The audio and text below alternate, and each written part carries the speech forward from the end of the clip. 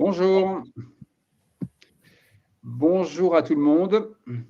Bienvenue sur ce nouveau direct organisé par Miroir Social en partenariat avec les cabinets Orseethics et Upcop.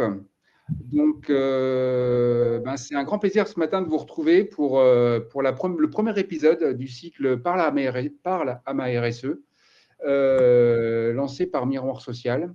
Et donc, premier épisode dédié à tout ce qui concerne les salaires, rémunération et partage de la valeur, on va dire. C'est un grand chapeau. Et un grand chapeau qu'on va regarder sous l'angle de la façon dont les entreprises rapportent ces éléments liés donc rémunération, partage de la valeur, comment elles les rapportent, où dans leur rapport de durabilité notamment, exercice normatif obligé, mais qui laisse une grande quand même latitude sur la façon de le faire, enfin peut-être de moins en moins, mais quand même laisse une latitude sur la façon dont on rapporte les éléments et quels éléments on choisit de rapporter et comment on le fait. Et donc, l'idée de ce cycle qui va nous animer, c'est de voir, de mettre en avant le regard que peuvent avoir les organisations syndicales, les représentants des salariés sur ce reporting. Parce que c'est essentiellement une démarche unilatérale, le reporting extra-financier. Pour autant, l'expression des organisations syndicales sur les indicateurs rapportés par leur direction est pour le moins intéressant à entendre et nécessaire à entendre et à intégrer. On verra les conditions d'intégration qui sont d'ailleurs prévues potentiellement dans le cadre de la démarche. On le verra avec notamment avec nos partenaires. Donc, merci à vous dans la salle. Donc, n'hésitez pas, on va avoir la chance d'avoir 3 témoignages d'élus. De Valérie Delacour, toi, tu représentes la CFDT ou Crédit Agricole. Donc, merci à toi de partager ton regard. Florencio Martin, toi, tu représentes la CFDT du côté de Veolia. Et tu vas partager le regard que vous avez aussi. Et Bruno Henry, toi, tu représentes le SICTAM UNSA du côté de Total Energy. Donc, merci à vous 3 de partager vos regards respectifs. Et encore une fois, merci à Orseethics et à Pop de porter cette rencontre. Je ne vais pas être beaucoup plus long. Moi, je suis Rodolphe Elderlé, je suis le barreur éditorial de Miroir Social et je vais avoir le plaisir d'animer cette matinée. Donc, n'hésitez pas, donc, je le redis, de rebondir et de nous partager un peu comment ça sonne à vos oreilles.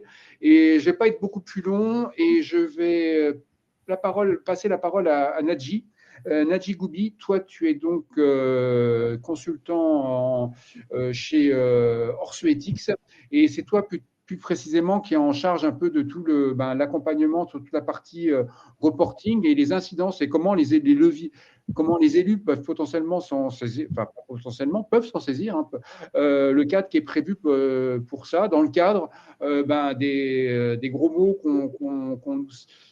qui vont avec la notion de reporting extra-financier, CSRD, ESRD et toute la normalisation qui va avec. Donc, si tu peux un peu nous décrypter un peu ça, et ça sera une bonne introduction. Donc, je vais mettre tout de suite en partage la présentation que je vais retrouver tout de suite. Voilà. Super. À toi, Nadji. Merci Rodolphe. Donc bonjour à tous. Effectivement, la question est assez intéressante. On la regarde notamment dans le cadre des missions qu'on peut réaliser pour le compte des CSE, puisque Orseethics c'est un cabinet qui accompagne les CSE dans toutes ses prérogatives économiques, sociales. On intervient aussi en santé au travail et en formation. Voilà, donc sur la question, en fait, on a voulu la prendre de deux côtés, donc, initialement. La première, sous l'angle du reporting en lui-même, puisque généralement, les rapports extra-financiers sont présentés comme une composante du rapport de gestion. Donc, l'idée étant ici de voir comment est réalisé le rapport de gestion et comment est réalisé le document d'enregistrement universel des grandes entreprises dans lequel on trouve l'information notamment extra-financière, et ensuite avec un regard plus RSE pour regarder aujourd'hui dans les textes, notamment les directives européennes, qu'est-ce qui est prévu en la matière sur le volet, en tout cas, partage de la valeur vis-à-vis des salariés, puisqu'il y a, comme on va le constater ici, l'idée de base, en tout cas qu'on voulait mentionner, c'est que le reporting est avant tout pensé pour le besoin des investisseurs. Donc, c'est l'objectif de législateur européen a été globalement en grande partie de pouvoir flécher les investissements vers les activités les plus durables. Et donc, de ce point de vue-là, ce qu'on voit, c'est que les différentes législations qui ont été mises en œuvre visent essentiellement à montrer et à faire apparaître la performance extra-financière de l'entreprise de manière à ce que les investisseurs sachent exactement où est-ce qu'ils vont mettre leur argent. Donc, si on reprend les textes notamment, on a un chapeau quelque part au-dessus qui est la taxonomie européenne. La taxonomie qui vient un peu coiffer, essayer de comprendre un peu les différentes natures d'activités. On parle de taxonomie, ça renvoie notamment en sciences naturelles. On est sur une classification des activités économiques. Regardez celles qui sont vertueuses, donc vertes ou donc vertueuses d'un point de vue social, sachant que dans les principes qui étaient envisagés dans la première mouture, on dit il faut que ce soit vertueux sans que ça ne remette en cause les autres objectifs en matière de développement durable. Il ne faut pas que ça ait un impact négatif.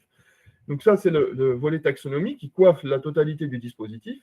Ensuite, il y a un certain nombre de réglementations, on va dire, qui servent essentiellement au reporting, dans lesquelles on va trouver la CSRD, qui est la directive européenne sur le reporting extra-financier. Donc, c'est notamment la directive qui régit les différents textes qui permettent de définir exactement le contenu du reporting. Et en dessous de cette dernière, on va trouver les ESRS, donc, qui sont les normes, qui précisent les normes en elles-mêmes. Il y a au total un nombre de normes. Donc, il y a 2 normes générales, il y a 5 normes sur le point de vue environnemental, il y en a ensuite 3 autres sur le social, et il y en a une notamment sur la gouvernance qui vient compléter le dispositif. Ensuite, on a un certain nombre de règles et de dispositifs qui existent donc, pour pouvoir identifier dans les produits financiers ou dans quels sont les points majeurs, on va dire, en matière de comment est-ce qu'on définit par exemple un indice durable, le CAC 40 durable, quels sont les critères qu'on va prendre en compte, les obligations vertes, qu'est-ce qu'on considère comme une obligation verte ou autre. Et donc on voit en fait que le dispositif législatif qui a été mis en place vise avant tout à permettre finalement d'avoir une vision précise du report, en tout cas de l'impact extra-financier de l'entreprise. Donc ça, c'est la première brique. La deuxième, toujours, à garder à l'esprit, c'est que le document d'enregistrement universel, il est établi dans une logique de communication. L'objectif est de faire apparaître la performance des entreprises. Donc, quand on parle justement de la question du partage de la valeur, le partage de la valeur implique bien entendu les actionnaires. Donc, on va trouver une information sur le niveau des dividendes qui ont été distribués, on va trouver une information sur les rachats d'actions qui ont pu être réalisés, on va trouver éventuellement des informations sur aussi d'autres éléments, l'évolution de la rémunération des dirigeants dans ces différentes composantes, ou encore la répartition de l'actionnariat et peut-être la part de l'actionnariat salarié lorsqu'elle existe.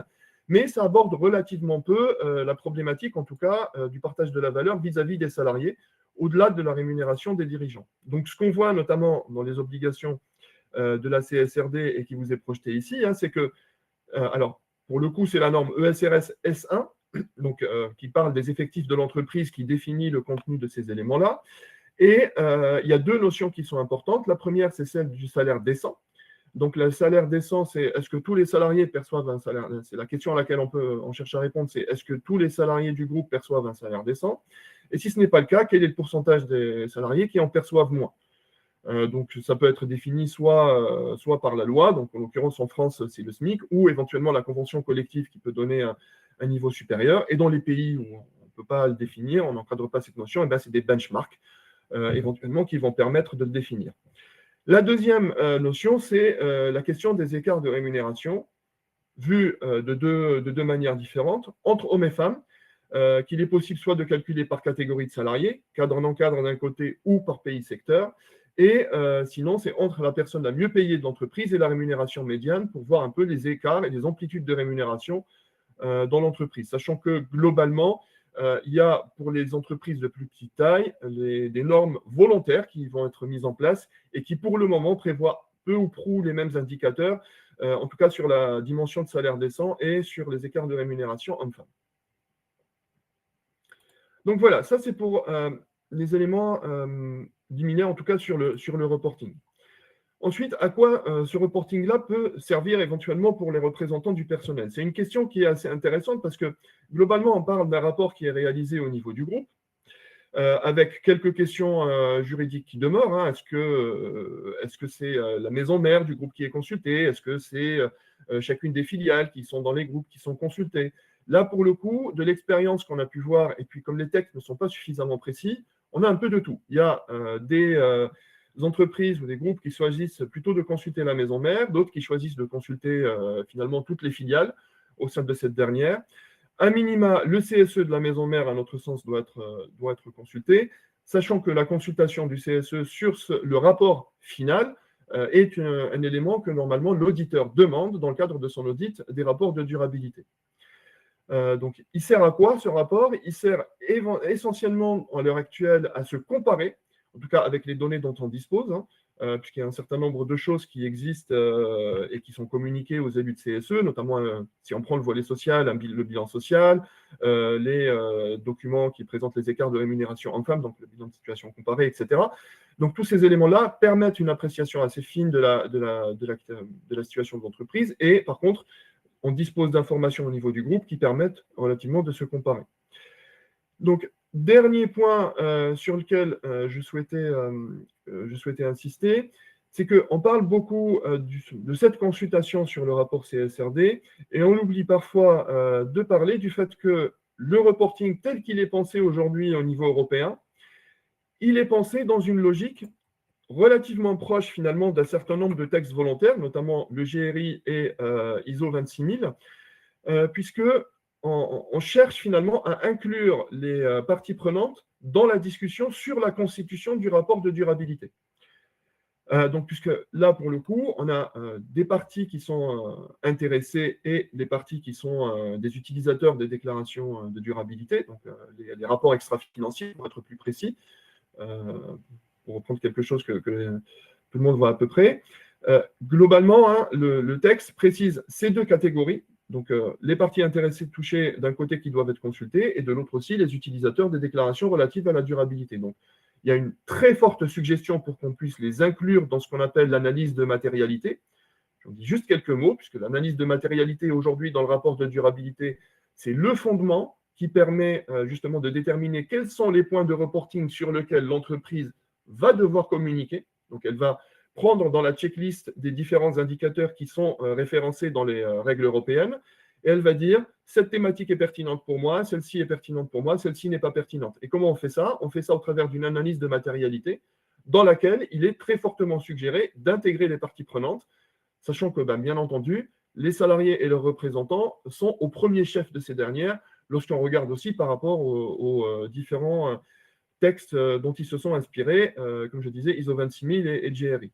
Donc là, à notre sens, c'est souvent où la situation dans laquelle on va avoir des écarts entre structures. Il y a relativement peu d'entreprises qui indiquent, en tout cas dans leur rapport de durabilité, qu'ils communiquent avec, en tout cas qu'ils échangent avec les parties prenantes dans le cadre de l'analyse de matérialité en elle-même. Il y a Safran notamment qui parle un peu du sujet, mais les autres, ils parlent plutôt du processus consultatif qui intervient à la fin, sachant que dans beaucoup d'entreprises, malheureusement, ce processus consultatif ne peut même pas avoir lieu dans un délai qui est suffisant pour permettre à l'auditeur de rendre son rapport, puisque le rapport extra-financier intervient relativement tôt dans l'année. Il est publié généralement pour les entreprises cotées au mois d'avril-mai, et parfois la consultation, lorsqu'elle intervient sur la situation économique et financière ou sur une autre, lorsqu'elle est intégrée dans une autre consultation, elle va intervenir plus tardivement et donc l'avis sort beaucoup plus tardivement. Donc c'est une limite un peu à l'exercice. Voilà pour ce qui est des éléments que je souhaitais partager avec vous sur la thématique. Ouais, merci Nadji, vraiment intéressant de voir, de montrer comment, dans quoi il y a quand même une porte d'entrée, il y a un levier sur lesquels les élus peuvent agir. Tu as commencé à un peu en parler et tu peux peut-être un tout petit peu développer sur le côté. Les directions donc sont tenues de potentiellement c'est quel degré pour être très clair, le degré de mobilisation potentielle des élus sur le sujet. Alors, il y a quand même pas mal de choses qu'ils ont à traiter. Comment ça peut s'intégrer dans leur et que ça ne soit pas considéré comme une pierre de plus, et en quoi il peut y avoir vraiment un intérêt stratégique à s'approprier la démarche que tu as exposée. Ouais. Alors, pour moi, l'un des intérêts principaux, il est dans une optique déjà d'information, puisqu'on dispose avec les données qui sont communiquées dans le rapport extra-financier de données qui appartiennent au groupe et qui permettent de se comparer. Dans le cadre des missions qu'on réalise, souvent, il y a un sujet qui revient assez régulièrement, que ce soit sur le plan économique ou sur le plan social, c'est de se benchmarker par rapport aux autres. Alors, on se benchmark par rapport aux concurrents, mais on se benchmark aussi par rapport à ce qui se passe, les autres pratiques au sein du groupe. Donc ça, c'est quelque chose qu'on va pouvoir faire au travers du reporting extra-financier. L'autre point qui est assez intéressant, surtout dans les démarches qu'on projette ici, toujours sur cette page-là, c'est lorsque les représentants du personnel sont intégrés en amont, donc dès l'analyse de matérialité, ce qui permet de faire, c'est de donner son avis sur le contenu du rapport en lui-même. Donc, pour le coup, influencer la nature des informations qui vont apparaître dans le rapport, à condition, bien entendu, que les directions d'entreprise fassent l'exercice et testent voilà, pour que ce soit véritablement intéressant pour les représentants du personnel. Là, dans ce contexte-là, il peut y avoir une possibilité d'intégrer des éléments, y compris qui n'ont pas forcément été pensés au départ. On a des exemples aujourd'hui de rapports extra-financiers dans lesquels il y a des thématiques supplémentaires qui sont rajoutées. Alors, pour le coup, c'est de manière unilatérale, hein. C'est les directions, quand elles réfléchissent à la manière de réaliser leur rapport extra-financier, éventuellement avec quelques parties prenantes avec lesquelles elles discutent, elles vont communiquer, elles vont choisir les thèmes donc, obligatoires sur lesquels elles communiquent, mais elles peuvent en rajouter d'autres. Donc, je pense à Soprasteria, par exemple, qui a souhaité rajouter une dimension sur la responsabilité numérique autour des sujets de cybersécurité, par exemple, et de souveraineté numérique dans le cadre de son rapport de durabilité, quelque chose qui n'est absolument pas demandé aujourd'hui par les textes. Donc, on voit qu'il y a, en tout cas pour les entreprises qui s'engagent dans cette voie-là, une possibilité pour les représentants du personnel éventuellement d'influer sur les informations qui sont publiées en mettant finalement dans le rapport extra-financier quelque chose qui pourrait être différent ou complémentaire des éléments qui sont communiqués, notamment potentiellement sur le partage de la valeur, puisqu'on l'a vu là, sur le partage de la valeur vis-à-vis des salariés, il y a aujourd'hui très peu d'informations. Il y a beaucoup d'informations sur la part des investisseurs, la part des actionnaires, mais très peu sur finalement l'intéressement et la participation n'apparaissent pas forcément en tant que tels comme item obligatoire dans le reporting. C'est une démarche volontaire éventuellement de les rajouter. Merci beaucoup, Nadji. Transition toute trouvée avec Simon. Alors, Simon, toi, tu t'occupes plus, enfin, si je ne me trompe pas, tu t'occupes plus de l'accompagnement des élus sur tout ce qui est politique sociale. Et notamment, par rapport en rebond de ce que disait Nadji, en quoi, quand on a pré-cadré ensemble avec Nadji, tu m'expliquais que toi, souvent dans les politiques sociales, les informations qui sont rapportées par les directions concernent le périmètre France. Il y a peu une vision à l'international.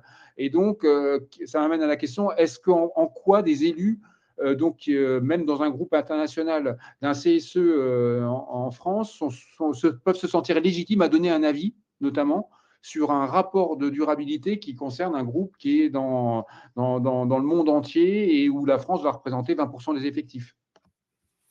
Oui, donc c'est là où c'est une belle occasion pour les élus, c'est justement de monter au niveau du groupe, parce que souvent les directions vont leur dire, voilà, c'est pas dans votre scope, il faut rester sur le périmètre du CSE. Donc là, c'est l'occasion vraiment d'élargir la discussion au niveau du groupe, et c'est pour ça que c'est un élément intéressant. La difficulté pour les élus, c'est que, comme l'a très bien dit Nadji, c'est que finalement, le degré d'information, il est très différent en fonction des entreprises. Il y a des passages obligés, mais les entreprises peuvent également inclure toute une série d'éléments supplémentaires d'informations. Et donc, la capacité des élus à challenger leur direction va aussi dépendre de la qualité de l'information transmise dans le cadre de ces rapports. Et on voit qu'il y a des entreprises qui sont vraiment des bons élèves, qui vont avoir des éléments très pédagogiques, avec finalement une présentation très graphique sur des éléments de partage de valeur ajoutée. Ils vont mettre sur le même plan la question des rémunérations et la question des dividendes, par exemple. Et donc, on va faire directement le lien finalement entre la rémunération des actionnaires et la rémunération des salariés. Donc ça, c'est vraiment très bien et ça permet aux élites de se saisir facilement des sujets. Et à l'inverse, on va avoir des entreprises qui vont avoir des rapports qui ressemblent à des romans. C'est-à-dire que ça va être un pavé de 500 pages où il n'y a rien qui ressort. Aucun élément graphique, une présentation extrêmement scolaire et donc qui vont demander un temps de concentration et une capacité à déceler les éléments marquants qui sera beaucoup plus importante. Donc, voilà, c'est des éléments qui peuvent venir nourrir le dialogue social pour dire, bah voilà, en fait, votre rapport, il n'est pas satisfaisant en l'état. On aimerait avoir des éléments complémentaires sur tel ou tel sujet afin qu'on puisse en discuter. Donc ça, c'est vraiment un point intéressant. Il y a aussi la question de la méthodologie parce que parfois, ce n'est pas toujours évident de comprendre comment sont calculés certains indicateurs. Et on le voit, par exemple, bah, il y a un élément sur les inégalités hommes-femmes où ils vont mettre en passage obligé finalement la différence entre le salaire des hommes et des femmes au sein du groupe. Et certaines entreprises font le choix d'aller plus loin. J'avais vu une entreprise où finalement l'écart de rémunération des hommes et des femmes était de 26%. Je pense que la direction était un petit peu embêtée par ce chiffre qui était très important. Et du coup, ils ont rajouté une ligne en dessous, différence de salaire à poste égal. Et donc là, on tombait à 5%. Donc voilà, il y a les entreprises ont quand même cet élément de finalement c'est un rapport qui vise à communiquer vers l'extérieur et donc certaines données peuvent être orientées. Alors, c'est ce que tu me disais, excuse-moi, Simon, ce que tu me disais, par exemple, par rapport à l'index qui va être revu, mais que avec les indicateurs, et ben, on leur faisait dire un peu ce qu'on voulait, quoi. Enfin, la façon dont on les orientait, etc. Et qu'un bon score sur l'index, dans la réalité des choses, quand on décryptait la politique sociale, ça pouvait être la photo pouvait être radicalement différente. Et est-ce que ça va augurer de quoi le nouvel index? Parce que la question est posée. Et Nadji le disait, dans le cadre de l'ESRD, la notion de transparence salariale, elle apparaît, quoi. Donc, Oui, tout à fait. C'est ce qu'on a remarqué notamment en termes d'index. Et là, dans un rapport de durabilité où les données ne sont pas vérifiables par les élus en tant que tels, parce que c'est des données agrégées de différents pays, c'est très compliqué pour eux de se repérer. Et on a vu que les entreprises avaient une tendance, en tout cas, à réussir à faire un peu parler les chiffres en leur faveur. Et quand on prend l'exemple de l'index, au lancement de l'index, donc la note minimale à avoir, c'était 75 points sur 100. Et il y avait pas mal d'entreprises qui étaient en dessous de ces niveaux-là. Et en quelques années, ils ont tous rattrapé ce score minimal. Et on voit qu'aujourd'hui, les scores, ils sont extrêmement hauts. Et il y a vraiment très, très peu d'entreprises avec un score en dessous de 75 points. Et donc, ça démontre que les entreprises ont vraiment l'habitude de jouer avec les curseurs pour rentrer dans les clous. Et donc, il y a vraiment ce jeu en termes de données. Et sur l'index, on voit bien que la situation de l'égalité homme-femme n'a pas été réglée du fait que les entreprises aient aujourd'hui, pour la majorité d'entre elles, des scores au-delà de 80 points.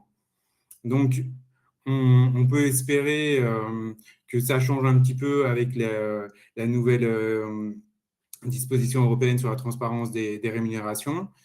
Mais on risque d'avoir de nouveau des phénomènes assez similaires parce qu'on va aller regarder sur les intitulés de poste, mais on peut s'attendre à ce que les entreprises jouent sur la classification des postes afin de réduire au maximum les inégalités entre hommes et femmes, en tout cas comme elles peuvent apparaître dans leur classification telles qu'elles sont construites aujourd'hui. Et donc, voilà, c'est la limite du dispositif législatif où on va demander toujours plus aux entreprises, mais il y a quand même une capacité à trouver des solutions techniques plutôt que de régler les problèmes de fond. Et souvent, nous, à travers nos expertises, on voit que les enveloppes, par exemple, pour réduire les inégalités hommes-femmes, dans les accords, elles sont très faibles. Et on le met souvent dans nos expertises. Au rythme actuel de revalorisation des salaires, il faudrait 30 ans, 40 ans pour résorber les écarts de rémunération. Ok, merci Simon. Tu reprendras la parole quand tu le sens, au fil des interventions des unes et des autres. Et je passe la parole à Arnaud Breuil. Alors Arnaud, toi, tu es en charge des partenariats et de la coopération au sein de HubCoop, donc la coopérative HubCoop. Le HubCoop qui a la caractéristique la société mère est détenue à 100% par ses salariés, le capital est détenu à 100% par les salariés. Et comme quand même un des fils de conducteur de cette matinée, c'est quand même de parler quand même de l'équilibre capital-travail quelque part, hein, quand on parle de ça, et donc comment ça transpire dans les rapports et le reporting extra-financier des entreprises. Donc, Arnaud, comment vous, par rapport, sachant que vous êtes la société mère, donc c'est 100% du capital de la société mère détenu par ses salariés coopérateurs, ses sociétaires, sauf que la société mère, elle fait partie d'un groupe, et le groupe, c'est 3000 salariés, et la société mère, c'est 800 salariés coopérateurs sociétaires de leur société. Donc, comment on jongle avec ça, et quel exercice de communication ça sous-entend, surtout, parce que l'exercice de communication n'est pas forcément évident. Et donc, comment faire à partir d'une spécificité, en faire quelque part quelque chose qui va beaucoup plus loin, qui irrigue dans l'ensemble du groupe. À toi la parole. Merci Rodolphe. Alors, tu as avancé toutes les questions d'un coup, mais je vais essayer de remettre les choses un petit peu à plat. Donc, tout d'abord, très heureux d'être de nouveau parmi vous sur un sujet qui est en fait un peu au cœur aussi des enjeux, des problématiques qu'on pratique justement dans le monde des scopes. Peut-être revenir sur quelques éléments spécifiques qui sont relatifs au partage de la valeur et à la rémunération.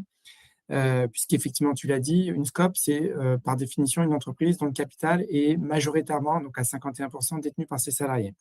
Donc chez HubCoop, on est à 100%, donc ça simplifie un petit peu les choses.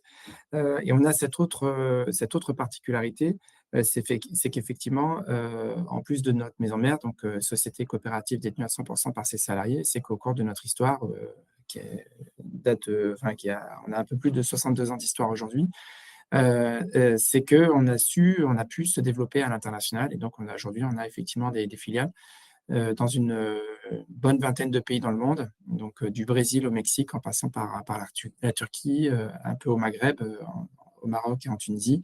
Et le reste, essentiellement des pays d'Europe, Europe du Sud et Europe centrale et orientale principalement. Et donc, la question première que tu poses, comment est-ce qu'on arrive à manager ça à l'échelle de la coopérative et du groupe ? D'abord, peut-être commencer par repréciser donc ces filiales qui sont pour la plupart elles-mêmes détenues à 100% par la maison mère, donc en fait indirectement par les salariés de la maison mère, ont cette particularité, c'est que assez tôt, on a voulu étendre les principes coopératifs qui nous caractérisent dans la maison mère à nos filiales. Et donc, ne pouvons pas créer un groupe de SCOP, puisque le statut SCOP n'existe pas dans un certain nombre de pays dans lesquels nous sommes implantés. Il nous a fallu travailler à d'autres formes de partage du capital, avant même de parler du partage de la valeur. Et donc, depuis quelques années maintenant, ça fait 7-8 ans, on a engagé un processus qui permet, évidemment dans le respect du contexte réglementaire et législatif des pays dans lesquels on est présent, permettre aux salariés de nos filiales eux-mêmes de monter au capital de nos filiales. Donc ça a été le premier point. Et donc aujourd'hui, on arrive à le faire par cet intermédiaire. Deuxième sujet, parce que du coup, on est présent sur pas mal de questions. Et tu l'as dit, compte tenu de la taille de l'entreprise, nous avons assez tôt mis en place des rapports de durabilité. On appelait ça des rapports RSE il y a quelques années. On a fait du reporting extra-financier. Et ça y est, on s'est engagé de façon volontaire dans un rapport CSRD, puisque nous ne sommes pas encore soumis à l'obligation, mais on a décidé d'anticiper. Et donc, on va cette année faire un premier rapport volontaire qui donc nous amène à intégrer l'ensemble des dimensions RSE à l'échelle du groupe. Et pour ce qui est de l'échelle de la coopérative, on a un autre rapport de durabilité qu'on va qualifier comme tel. C'est qu'on a fait le choix en 2023 de devenir entreprise à mission. Donc, on est devenu la première SCOP à mission de France. Donc, la SCOP, c'est ce que nous sommes. Et d'une certaine façon, la qualité d'entreprise à mission, c'est ce que nous faisons. Donc, nous avons des programmes de gouvernance sociale, sociétale, environnementale. Et sur chacun de ces axes, eh bien, nous avons décidé d'engager des objectifs de mission très spécifiques, dont certains sont d'ailleurs la déclinaison complète des principes et des valeurs qui nous caractérisent en tant que coopérative, donc sur les éléments de partage de la valeur. Et donc, on a décidé de s'appuyer sur ces rapports de durabilité pour inscrire la trajectoire de la coopérative sur des enjeux qui dépassent le seul enjeu de la gouvernance ou du partage de la valeur tel qu'il était induit par la dimension coopérative de la maison mère. Et puis enfin, dernier point, et après je sais qu'on aura l'occasion de revenir dessus, mais c'est un point important, c'est qu'on a donc bien évidemment, au-delà de ces rapports, fait le choix cette année d'avoir un audit joint, c'est-à-dire qu'on va auditer, d'ailleurs l'audit commence aujourd'hui, ce matin même, on a décidé de se faire auditer donc sur notre rapport de mission et sur notre rapport CSRD par le même cabinet d'audit. Et donc, on fait un audit qui concerne et la coopérative, la maison mère, et l'ensemble de nos filiales, donc le groupe, sur l'ensemble des dimensions RSE qui sont mises en place par l'entreprise. Et c'était un point important pour nous, c'est-à-dire de mettre en cohérence et d'aligner les objectifs de RSE qui sont ceux de la coopérative au travers de notre qualité d'entreprise à mission et l'ensemble des autres objectifs qui sont du coup, eux, pilotés à l'échelle du groupe et donc de l'ensemble de nos filiales. Merci Arnaud. Alors, avant, je voulais te lancer sur une question, mais peut-être il y a une question de Pierre. Est-ce que ça te parle les quid des interactions entre CSRD et l'entreprise à mission? Tu le vois, toi, vous avez déjà abordé le sujet? Alors, oui, parce qu'en fait, ça a été le cheminement, parce qu'il n'allait pas forcément de soi quand on a décidé, on s'est interrogé au moment de la loi Pacte après 2019 sur est-ce que c'est utile pour une entreprise comme la nôtre au regard de toutes les qualités qui sont attachées à notre statut de coopérative. Je l'ai dit, il y a la gouvernance démocratique, mais le partage de la valeur, c'est pas qu'une parabole, puisque c'est dans nos statuts, c'est dans les statuts de l'entreprise. On se doit d'avoir un accord de participation. On a en fait un certain nombre de critères qui sont relatifs qui caractérisent toutes les scopes. Donc, je précise que en France, il y a environ aujourd'hui 4500 scopes et SIC sur le territoire national. Et donc, ça concerne à peu près 85 000 salariés. Donc, ça reste à l'échelle du salariat, ça reste quelque chose de petit. En tout cas, rappelle-nous, Arnaud, ça serait peut-être intéressant, ça mérite que tu nous rappelles comment ça se passe concrètement. 100% des salariés actionnaires. Moi, je rentre chez Upcop en tant que je suis embauché. Comment ça se passe? Quel est mon parcours pour devenir salarié sociétaire, actionnaire, pour employer les grands mots, ou sociétaire chez vous? Et ça se passe comment? Alors, je vais essayer de le résumer en une minute. Ça devrait être facilement faisable. Quand on signe notre contrat de travail, donc ça reste un rapport de droit du travail avant toute chose, on est réputé candidat pour devenir sociétaire. La règle diffère en fonction des statuts de toutes les scopes. Chez Upcop, dès l'origine, on a fait le choix de rendre cette accession au sociétariat obligatoire. C'est-à-dire que quand on signe son contrat de travail chez Upcop, on est candidat au sociétariat. Et en fait, on va passer à l'accession au sociétariat à l'Assemblée générale qui suit nos 1 an de présence dans l'entreprise. Donc, si l'un d'entre vous était embauché chez Upcop la semaine prochaine, il n'achète pas de part sociale tout de suite. Et donc, il va être salarié. Donc, au prorata de son temps de présence dans l'entreprise, dès la première année, il va bénéficier de l'accord de participation, puisque l'accord de participation, bien qu'il y ait un statut de SCOP, est un accord de droit social, un accord négocié entre la direction de l'entreprise et les partenaires sociaux. Et ensuite, à l'Assemblée générale de juin du coup 2027, le salarié verra sa candidature présentée à l'Assemblée générale, qui votera l'accession au sociétariat, puisque personne n'a jamais été refusé dans l'entreprise. Mais c'est quand même un exercice formel qu'on s'impose. Et donc, deviendra officiellement sociétaire. Et ce jour-là, paiera sa première part sociale de 16 €.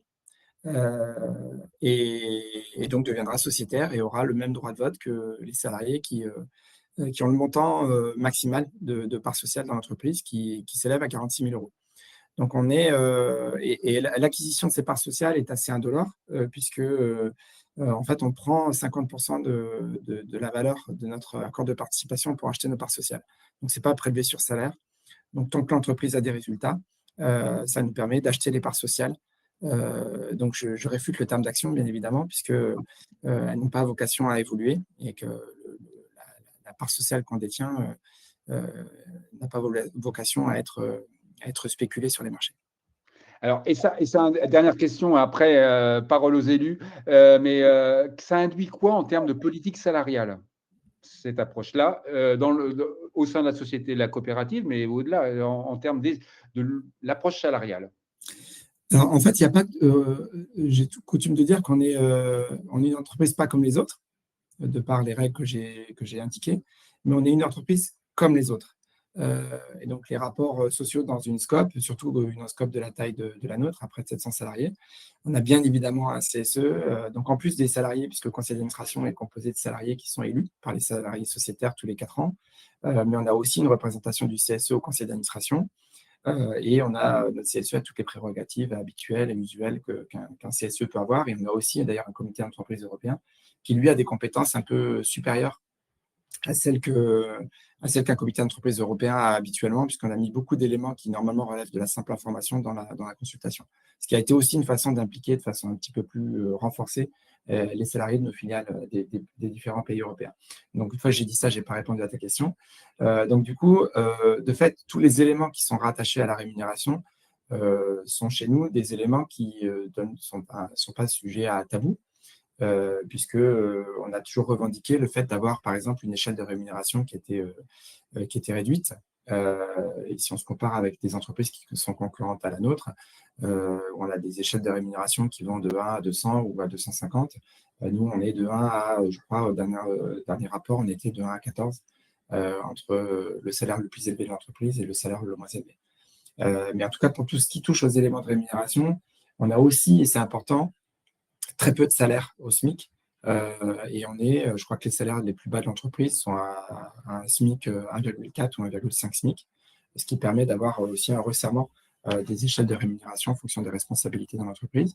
Mais il n'y a pas de règle écrite sur le sujet. Donc, c'est l'objet tout simplement d'une pratique, mais qui, je pense, est aussi la conséquence du fait que nous sommes une SCOP et que dans une SCOP, on se dit beaucoup de choses. C'est l'avantage du débat démocratique. Donc, même si on n'est pas toujours d'accord, ça, c'est les vicissitudes de la démocratie. En tout état de cause, ça a aussi un impact sur les éléments qui sont relatifs aux rémunérations et aux échanges qu'on a autour de ces questions. Merci beaucoup, Arnaud, pour ce panorama et merci pour cette présentation. Parole à Valérie Delacour. Donc, toi, tu es la responsable de la coordonnatrice CFDT au Crédit Agricole. Et je vais mettre en partage pour te lancer. Attends, je vais trouver ce que tu m'avais. Enfin, ce dont on avait parlé quand on avait. Attends, que je retrouve surtout. Si je ne retrouve pas, ça ne va pas le faire. Attends, mince. Et je ne retrouve pas, bien entendu. Mince. Ah volume, TA, Veolia.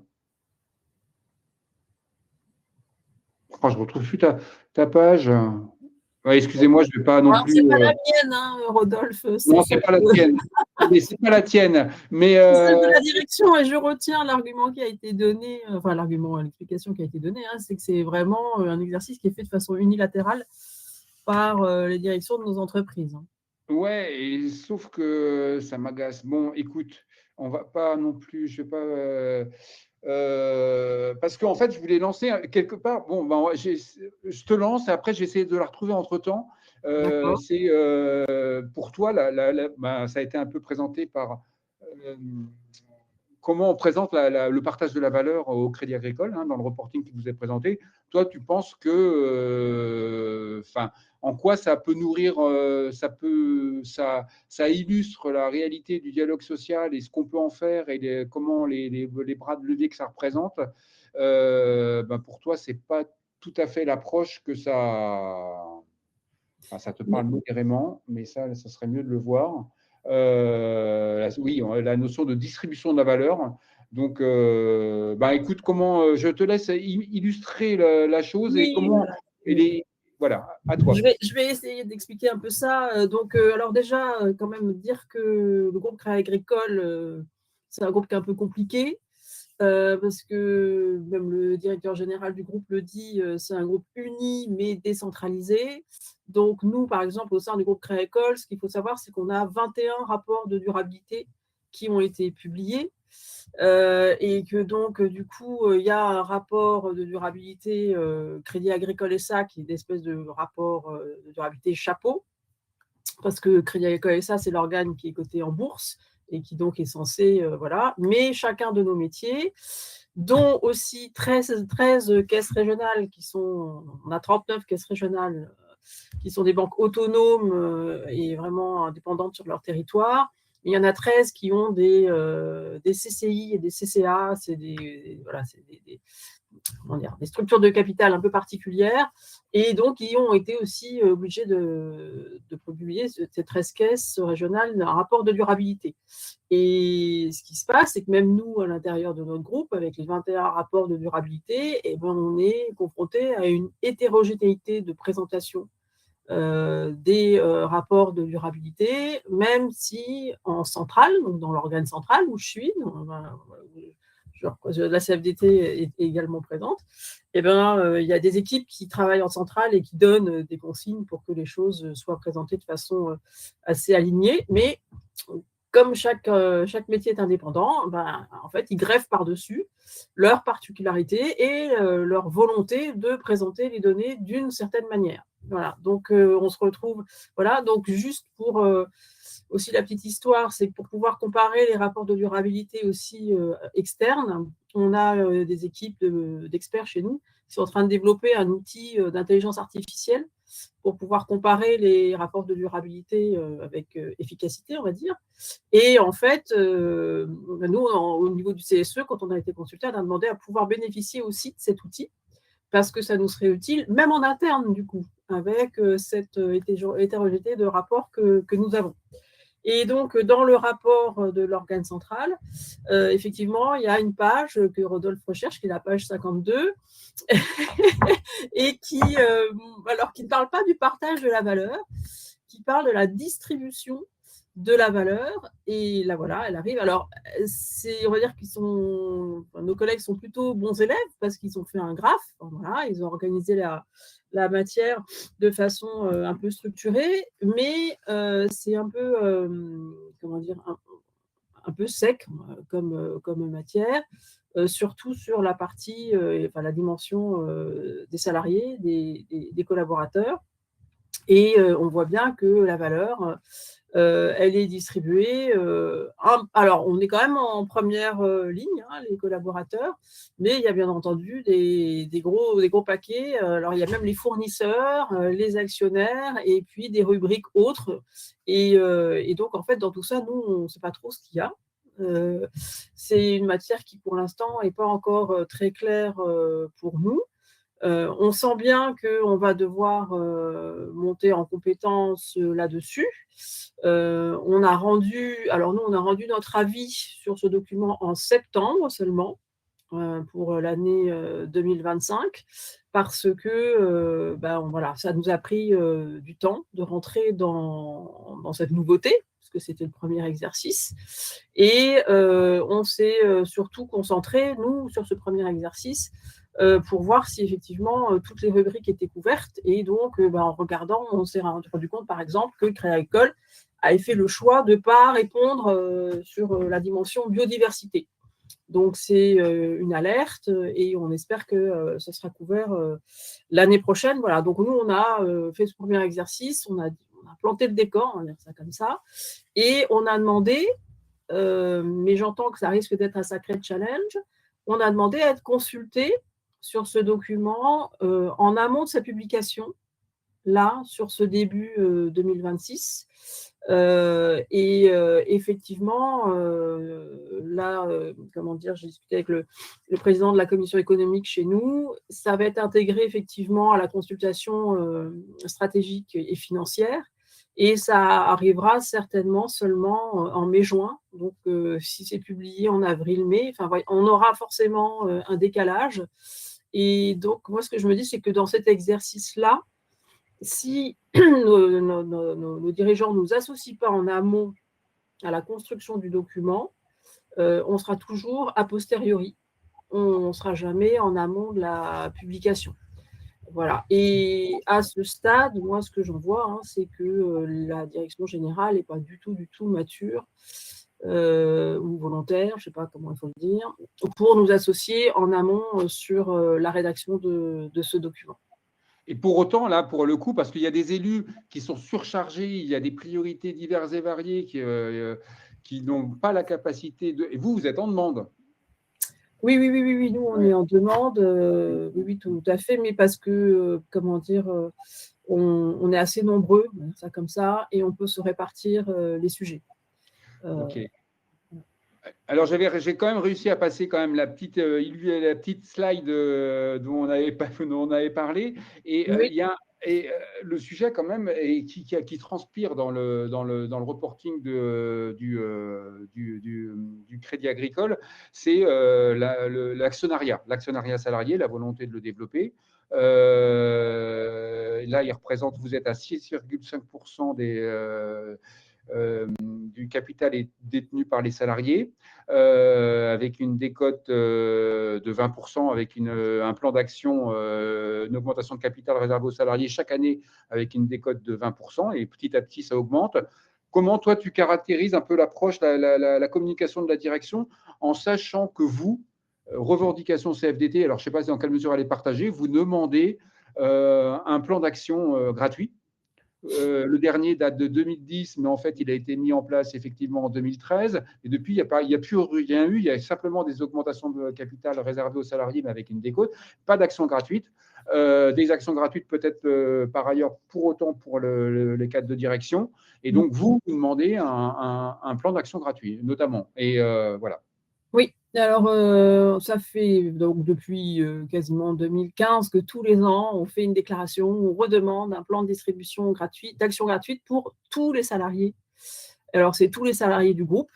Et quand ça avait été validé en 2010 avec un versement des actions aux collaborateurs, c'était effectivement les 150 à 160 000 salariés du groupe. Si cette politique de distribution d'actions gratuites est faite, c'est sur l'ensemble des salariés. Donc, elle a eu lieu une fois, mais on n'a plus jamais réussi à la remettre en force. Jusque il y a 2 ans, la CFDT était la seule organisation syndicale dans notre entreprise à le demander. Et depuis 2 ans, on est rejoint par les autres organisations syndicales. Donc, c'est une demande maintenant unanime. Et en fait, si on le demande, c'est vraiment pour une raison d'équité. Parce que, en fait, si on regarde les pourcentages, il y avait un taux de souscription de 11% des salariés en 2019. Là, on tangente les 20%, donc ça progresse aussi, mais c'est quand même qu'un salarié sur 5, donc il y en a 4 sur 5 qui ne sont pas associés à ce dispositif qui est vraiment présenté par l'employeur comme un dispositif de partage de la valeur.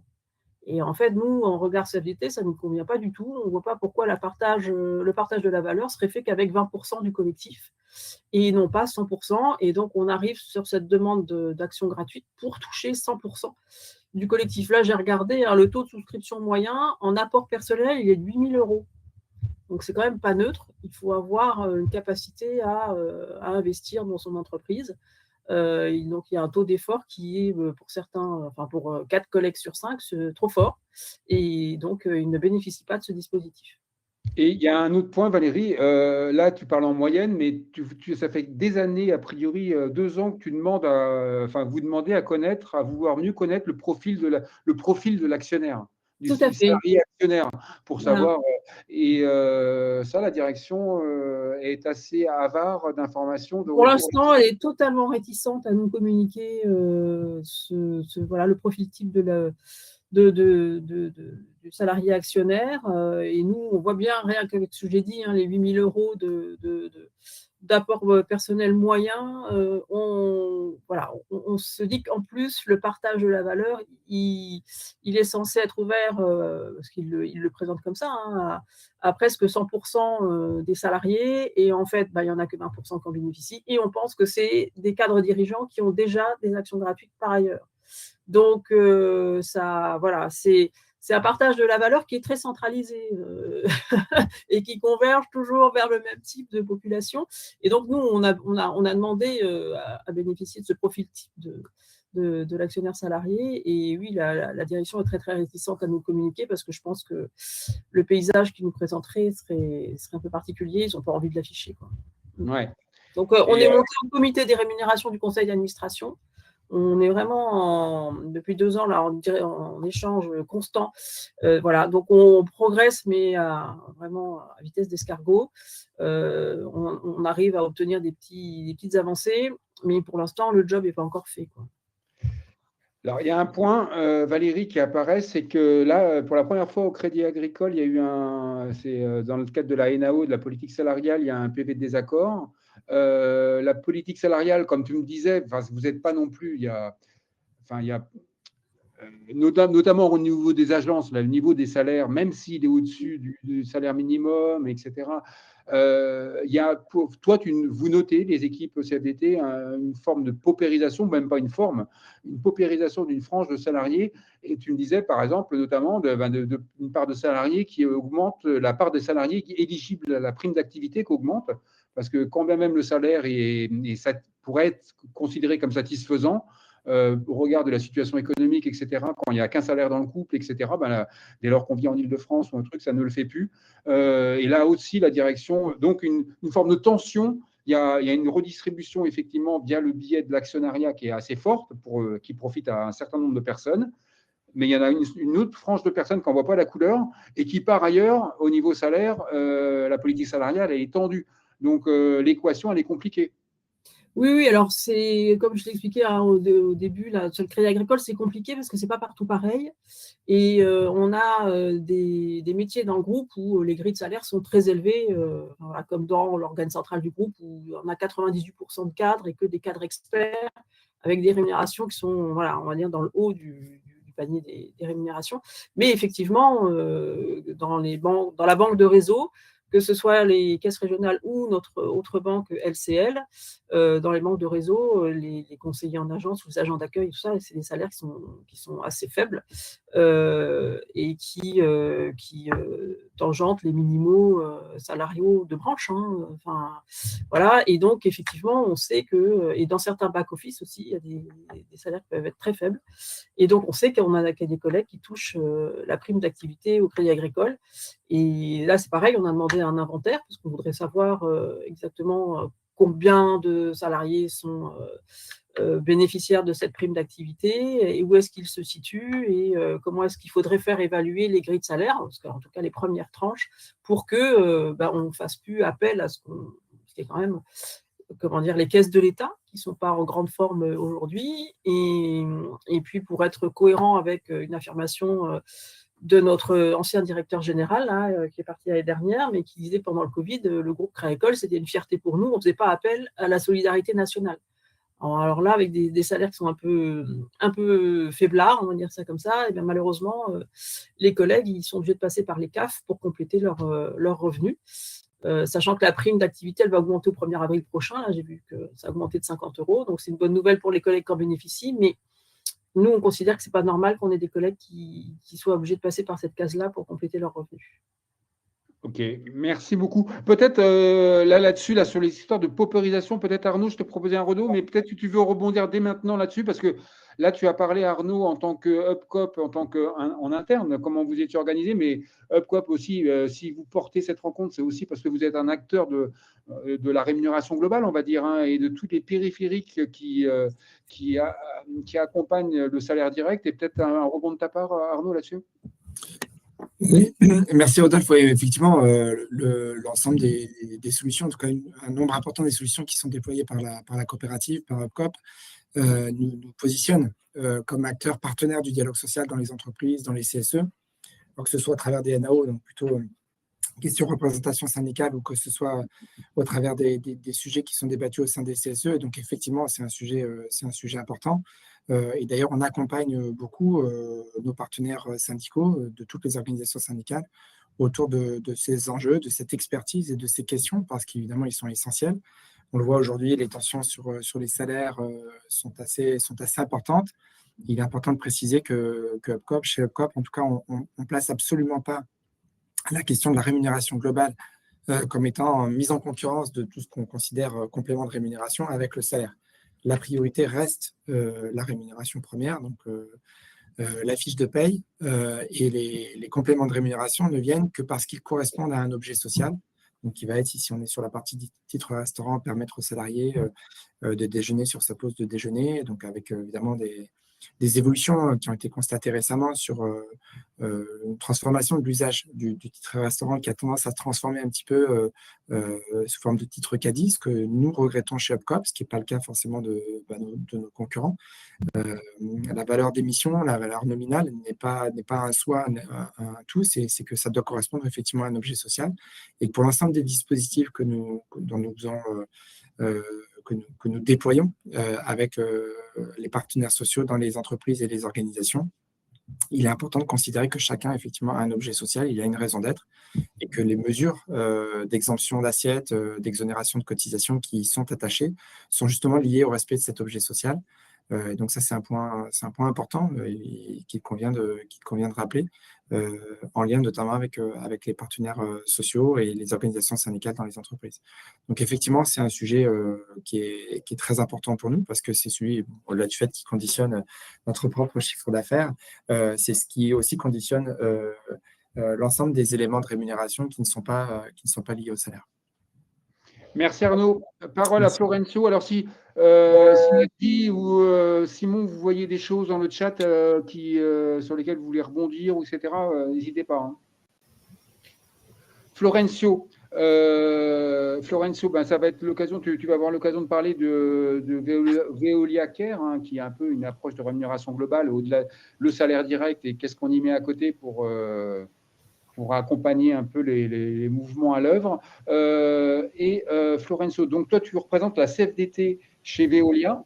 On va commencer, je vais trouver peut-être plus facilement la petite illustration qu'avec Valérie. Voilà. Donc toi, chez Veolia, la notion, c'est le storytelling. Il tient sur la performance plurielle. Mais au-delà d'une illustration d'une roue, ça illustre pas mal de choses sur le sujet qui nous concerne ce matin, c'est-à-dire rémunération, partage de la valeur. À toi, Florencio. Oui, bonjour à tous.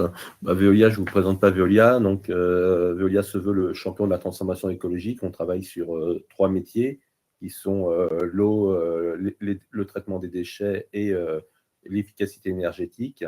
Donc, en 2019, Veolia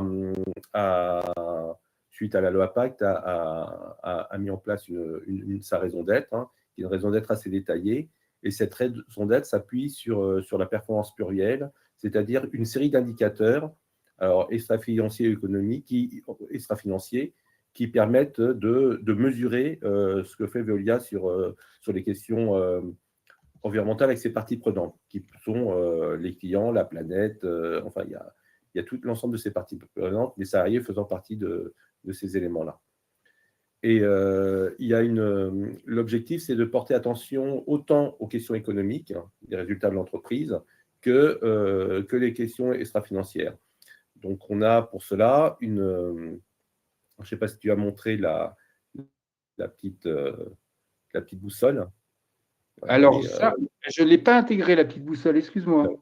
D'accord, il n'y a pas de sujet, mais ça montre, c'est un cercle qui définit les parties prenantes de Veolia, donc la planète, les clients, les actionnaires, les salariés et la société, avec, pour chacun de ces parties prenantes, un certain nombre d'indicateurs qui sont suivis. Au départ, il y en avait 18. Ça a été réduit lors du dernier plan stratégie Green Up à une quinzaine d'indicateurs. Et donc, ça permet de suivre l'évolution des engagements de Veolia en matière extra-financière. Voilà. Alors, pour concourir à cette performance plurielle, la rémunération des cadres dirigeants tient compte aussi des résultats de progression de cette performance plurielle. Et donc, on a notamment la rémunération de notre directrice générale qui est composée à 80% sur des critères quantitatifs et 30% sont strictement liés à des indicateurs non financiers issus de cette performance plurielle. Et donc, on a des éléments comme, bien sûr, des questions de santé et sécurité au travail, de l'éthique, la réduction des gaz à effet de serre, l'engagement des collaborateurs, ainsi de suite. Et après, il y a une rémunération de plus long terme, puisque c'est souvent demandé par les investisseurs, pour laquelle il y a 50% de ces critères qui sont attribués à des indicateurs non financiers. Et il en est de même pour les managers, donc les 16 000 cadres de groupe, avec une particularité pour 650 cadres qui, eux, bénéficient d'un plan d'action de performance, distribution d'actions gratuites. Voilà. Donc, ce n'est pas des actions gratuites, c'est des actions de performance avec des objectifs à 3 ans sur la performance plurielle et d'autres indicateurs financiers. Voilà. Excuse-moi, la boussole, en fait, la boussole dont tu parlais, effectivement, je la projetais, en fait. Non, elle était en ligne. Elle est téléchargeable. Voilà. Merci, et Pierre. Donc, il y a une volonté que les salariés s'investissent dans l'actionnariat dans l'entreprise. Et l'objectif de Veolia, c'est de tendre vers 10% d'actionnariat salarié. Donc, avec la dernière augmentation de capital qui a lieu en septembre, on en a une régulièrement tous les ans depuis 2018. On est arrivé à 9,5% du capital de la société. En vérité, il y a 2 manières de rentrer dans le capital de la société, dans les plans qu'on appelle Sequoia+, qui sont les augmentations de capital en tant que telles. Une formule classique avec achat d'actions avec une décote de 15%, et une formule sécurisée qui permet, avec effet de levier, qui permet aux salariés de bénéficier d'un capital garanti et un abonnement de 300 €, voilà, et un rendement de 4%. Ce qui fait que c'est une formule qui est privilégiée par nombre de salariés, surtout ceux qui ont des plus bas salaires et qui peuvent investir pour devenir actionnaire de Veolia. En vérité, avoir des parts, puisque ils ne sont pas directement actionnaires, ils achètent des actions, mais ils ont des parts dans le système d'actionnariat salarié. Voilà. Les droits de vote sont confiés au conseil de surveillance. Voilà. Okay. Et c'est toi qui es responsable c'est toi qui es le représentant des salariés dans le conseil de surveillance, c'est ça, hein? Alors, dans le conseil de surveillance, il y a 5 représentants de la direction. Dans chacun des conseils de surveillance, il y a Sequoia Classique, qui est l'actionnariat qui est classique dans le PEG, et Sequoia Plus, qui est dans la partie, on va dire, augmentation de capital. Donc, moi, je suis représentant dans le conseil de surveillance Sequoia Plus. Et donc, il y a 5 représentants dits des salariés. Et donc, il y a 4 qui sont représentants de l'AAVE, qui est l'association des actionnaires de Veolia Environnement. Donc, ça, c'est plutôt des cadres dirigeants, enfin des cadres, des directeurs qui sont dans cette association. Et moi, je représente l'intersyndicale dans le dernier poste qui reste. Voilà. Okay. Donc, ce qui permet qu'on peut porter des points de vue autres, et par contre, on n'a aucun impact sur les droits de vote. Voilà. Ok, reste au sujet des droits de vote. Florencio, toi, tu fais un lien, enfin, je ne sais pas si là, on parle d'actionnariat, un poids fort de l'actionnariat, les salariés qui représentent 9% du capital. Et par ailleurs, toi et vous, CFDT, vous portez une revendication sur la notion du salaire décent. Et tu fais le lien entre, je pense que c'est intéressant à le mettre en avant et comment on l'illustre. Il y a les salariés qui ont la chance d'être actionnaires, et un peu Valérie en a parlé, et les salariés qui n'en voient pas la couleur. Et donc, par rapport à leur niveau de salaire, donc, comment tu fais le lien entre ces deux? Alors, pour rebondir sur ce que disait Valérie, en 2014, quand le groupe a voulu mettre en place les plans d'action de performance, on y était plutôt opposé syndicalement de notre côté, hein, puisque ça permettait de faire bénéficier d'actions, et pas gratuites, mais quasiment un certain nombre de cadres dirigeants, sans faire bénéficier l'ensemble des salariés. Mais dans la législation française, pour pouvoir mettre un plan d'action de performance, il fallait donner des actions aussi aux salariés français. C'est ce qu'a fait Veolia à l'époque. Et donc, il y a eu un plan d'action gratuite auprès des salariés qui a été fait en 2020 de mémoire, et où il y a eu 5 actions gratuites qui a été données à l'ensemble des salariés français. Donc, ce plan est venu à échéance l'année dernière. Mais ça n'a pas été, refait, quoi. Et donc, nous, le questionnement que l'on avait, c'est pour quelle raison on n'a pas donné des actions gratuites à l'ensemble des salariés du groupe, puisqu'on est quand même 218 000 salariés dans le monde, voilà, et qu'il y avait une 50 000 salariés en France. Voilà.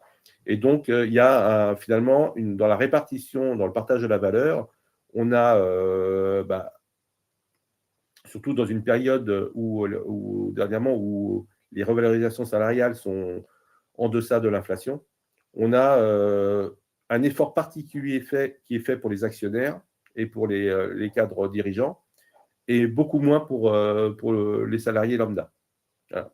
Et donc ça, c'est une vraie question qu'il y a sur le pouvoir d'achat, et donc on en revient au salaire décent et à sa définition, puisque tout est une question de définition, parce que tout à l'heure, il a été rappelé que quand il n'y a pas de définition dans un pays donné, c'est le SMIC qui s'applique, enfin le salaire minimum du pays qui s'applique. Est-ce que c'est ce que fait Veolia également? Il y a une réflexion sur le salaire décent en utilisant les définitions de living wage, qui est un salarié qui peut s'occuper de sa famille, donc de son conjoint et de 2 enfants. Donc c'est une définition qui vaut ce qu'elle vaut, mais c'est celle du living wage, et qui permet d'avoir un peu d'épargner et d'avoir un petit peu plus que le salaire nécessaire pour survivre. Et ça, ce salaire décent, il est bien au-dessus du SMIC, puisqu'on l'évalue en région parisienne autour de 39 000 euros. Mais si on prend une définition où on considère qu'un salarié qui gagne au SMIC, son conjoint qui gagne également le SMIC et qui n'a pas tout à fait 2 enfants, on peut se retrouver à rentrer dans la définition du salaire décent également. Voilà. Donc ça, c'est aussi… donc ce qui est important, c'est d'avoir une définition qui soit la même pour toutes les entreprises et qui ne varie pas d'un pays à l'autre. Voilà. Après, la difficulté, c'est qu'en fonction des géographies, le pouvoir d'achat n'est pas forcément le même, et on n'a pas forcément, avec le même montant, on ne résout pas on n'a pas le même… on n'a pas la même qualité de vie dans un pays ou dans un autre. Voilà. Et donc ça, c'est la grande difficulté, c'est que dans un pays et même dans une région, on peut avoir des différences de coût de la vie qui font que dans un cas, un SMIC va suffire, et dans l'autre, non. Voilà. Ce n'est pas la même chose si on habite en Lozère ou à Paris. Alors ça, c'est une des difficultés que l'on peut rencontrer. Et donc, ces réflexions sur le salaire décent, ça permet aussi aux entreprises d'être attractives dans certaines géographies. Tu parlais tout à l'heure du Veolia Care. Alors, Veolia Care, ça permet d'avoir un socle commun dans l'ensemble de nos pays. Et ça, c'est suite à la crise sanitaire avec la Covid-19, Veolia s'est rendu compte que les systèmes de protection sociale d'un pays et de l'autre variaient énormément, et a essayé de mettre en place un socle de protection complémentaire santé, prévoyance et aide au transport pour finalement permettre que tous les salariés dans l'ensemble de nos géographies puissent être protégés en cas de problèmes importants. Donc ça a été soutenu par les organisations, même si c'était décidé de manière unilatérale. Ça faisait écho à des demandes que l'on avait depuis de nombreuses années. Donc ça, c'était plutôt favorable. Après, comme les groupes ont une somme à répartir, ce qui est mis dans Veolia Care n'est pas mis dans d'autres éléments. Et donc, ça a forcément des impacts sur les revalorisations salariales avec des enveloppes plus faibles. Okay. En sachant que pour ces cadres, Veolia pratique uniquement du salaire individuel. Il y a très peu d'augmentation générale, ce qui fait que quand on a une enveloppe moyenne, il y a des gagnants et des perdants. Voilà. Et c'est là où on on peut avoir des discussions sur la répartition de ces enveloppes-là. Et puis après, sur tout ce qui est pris, on parlait tout à l'heure des plans de performance pour les top managers, le variable, de plus en plus, intègre aussi des éléments qui sont liés à la performance plurielle, à la raison d'être, et donc qui font que pour un certain nombre de cadres, ces indicateurs, ces cadres ont ce qu'on appelle une bonus policy, qui est liée aussi à cette performance plurielle. Voilà. Okay. Donc, on a des écarts entre ceux qui n'investissent pas dans les plans d'action salariés parce qu'ils n'ont pas les moyens. Ils ont déjà la nécessité de subvenir aux besoins de leur famille et n'ont pas forcément les sommes nécessaires, même si elles sont faibles, pour investir. Et ceux qui ont la capacité de le faire, qui ont des compléments de rémunération de long terme, puisqu'un plan d'action salarié, il dure 5 ans comme pour des raisons fiscales. OK. Et ça accroît les inégalités d'autant plus. Ça pose surtout le problème du pouvoir d'achat pour les plus bas salaires qui ne peuvent pas investir. Et ça, c'est quand on a des augmentations qui sont au niveau de l'inflation, voire en dessous, ça pose des difficultés. Ok, on est bien dedans. Nadji, peut-être sur Florenzo, on a parlé des droits de vote. En quoi tu notes, toi, de ton côté, il y a un seuil d'acceptabilité de la part des salariés au capital? Parce que quand je cadrais avec Florenzo, il m'expliquait que la direction, elle était parfois un peu, en termes de com, il ne fallait pas trop en dire sur l'actionnariat salarié parce que ça rendait un peu, ça pouvait irriter d'autres investisseurs, quoi. Oui, c'est ça. Alors, effectivement, il n'y a pas de limite à proprement parler de la part de l'actionnariat salarié dans l'entreprise. Il n'y a pas un plafond, on dit, l'actionnariat salarié ne peut pas dépasser 10 ou 20%. Mais par contre, d'un point de vue financier, il y a potentiellement une réticence de l'entreprise à accroître la part de l'actionnariat salarié au-delà d'un certain niveau, dans la mesure où ça pourrait avoir des conséquences sur la valeur de l'action en bourse. Il y a une notion notamment qui est assez importante en finance quand on parle justement du sujet des actions, c'est la notion de flottant. Et le flottant, en fait, c'est la part du capital et des actions qui est échangeable sur un marché à un moment donné. Et donc, plus la part de l'actionnariat salarié qui est réputée stable, en fait, dans le temps, donc ce n'est pas des personnes qui vont apporter leurs titres à la vente sur le marché financier, plus la part augmente, plus, du coup, il y aura une diminution, on va dire, du volume d'actions qui pourra être échangé sur le marché. Et à partir de ce moment-là, en fait, ça va avoir, du coup, quand il y a quelqu'un qui apporte un nombre significatif d'actions à vendre ou qui cherche à acheter, ça fait varier le cours de bourse de manière beaucoup plus erratique, ce que les entreprises n'aiment pas spécialement. Je pense que pour ceux qui suivent l'actualité financière, ils voient effectivement que les évolutions du cours de bourse, notamment en ce moment des acteurs de l'IA aux États-Unis, sont suivis au jour le jour pour justement voir l'évolution. Donc, plus on a d'actions salariées, plus potentiellement il y a cet impact-là. Alors, ce n'est pas forcément valable pour toutes les entreprises parce que ça peut aussi avoir un effet protecteur de l'autre côté, de protection contre les OPA. On le voit notamment dans les groupes familiaux, dans lesquels les groupes familiaux avec des familles qui sont à la tête de l'entreprise et qui n'ont pas forcément les moyens financiers toujours de soutenir une croissance rapide, ils vont aller en bourse. Et ils vont chercher à garder une minorité de blocage pour éviter les OPA. Ils peuvent justement favoriser l'actionnariat salarié de manière à ce que ça vienne renforcer finalement l'actionnariat de la famille initiale. Donc, il n'y a pas une situation type, mais dans les entreprises, on va dire, les plus financiarisées, la croissance de la part de l'actionnariat salarié n'est pas forcément toujours bien vue. Au-delà de 10-15%, on commence à se poser des questions sur le niveau d'actionnariat salarié. Est-ce qu'on peut vraiment aller au-delà? Voilà.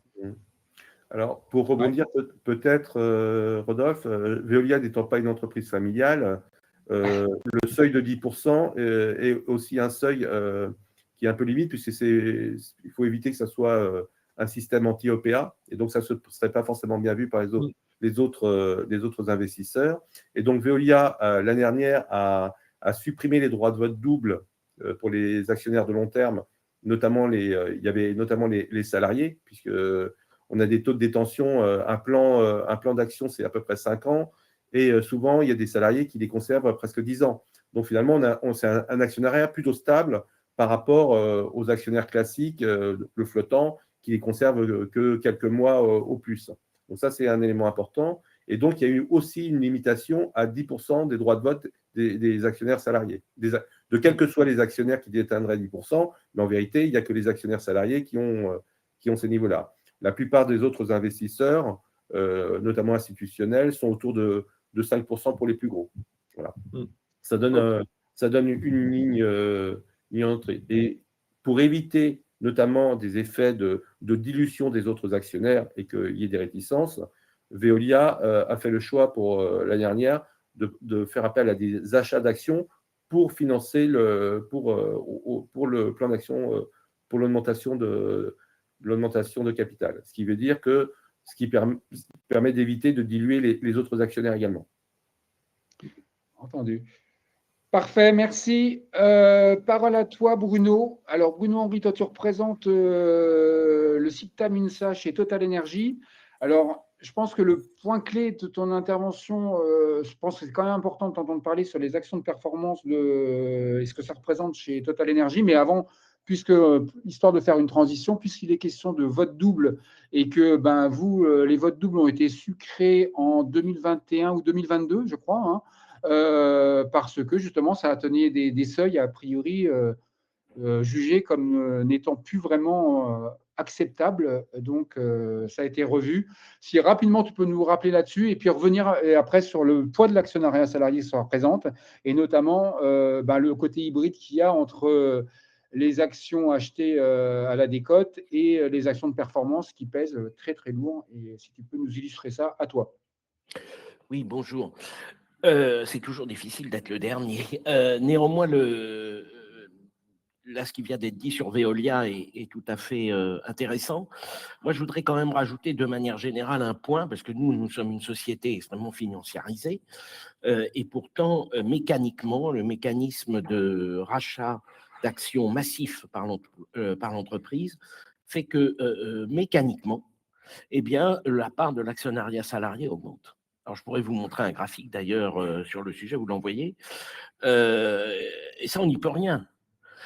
C'est-à-dire qu'effectivement, nous conservons, les salariés ont un degré de fidélité très supérieur à celui de 5 ans, qui est celui des plans d'épargne, très supérieur, alors que justement, les actions, ça va, ça vient, et Total rachète massivement ses actions, donc mécaniquement, il y a un effet.